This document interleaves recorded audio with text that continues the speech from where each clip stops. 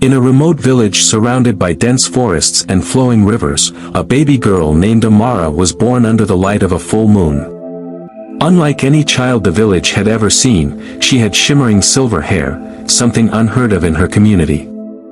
The villagers gasped in fear, whispering among themselves. Some believed she was a curse, a sign of misfortune. Others saw her as an omen of change. From the moment Amara took her first breath, her mother, Nyara, noticed how the elders hesitated to bless her. Her father, overwhelmed by the villagers' superstitions, abandoned them. Nyara was left to raise Amara alone, facing hostility and isolation. Many refused to associate with them, fearing that Amara's presence would bring drought or disease. Growing up, Amara faced relentless bullying from other children. They taunted her, calling her the cursed one.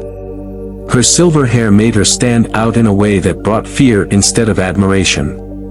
Nyara, however, always reassured her daughter, telling her, "You were born with light in your soul, my love.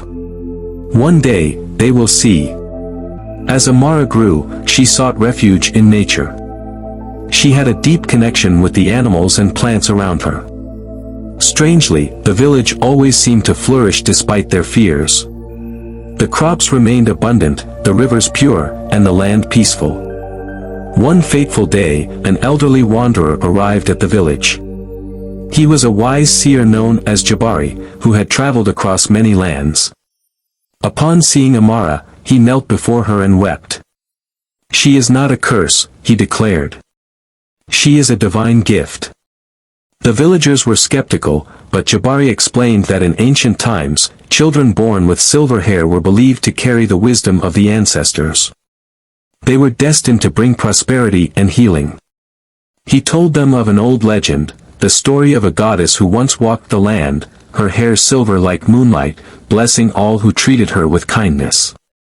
One day, disaster struck. A fierce drought threatened the village. The elders, desperate and afraid, turned to Amara, their so-called curse, blaming her once again. But this time, something was different. Instead of cowering, Amara stepped forward. "Let me prove myself," she said.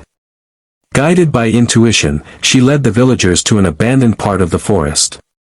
There, hidden beneath layers of dry earth, was a sacred spring. As soon as she touched the ground, fresh water burst forth, restoring life to the village. The people, stunned and humbled, realized the truth: she was their blessing, not their doom. From that day on, Amara was no longer feared. She became a symbol of hope and wisdom.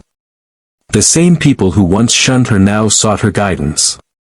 Her story spread far and wide, bringing travelers from distant lands who wished to witness the girl with silver hair, the one who turned fear into faith, rejection into acceptance. Years later, Amara became a great leader. She taught the people to embrace differences, to seek understanding instead of fear. The village thrived, and her legend lived on for generations. Amara's story is one of resilience, self-belief, and the power of perception. What was once feared became revered. And in the end, she proved that sometimes, the greatest blessings come disguised as curses.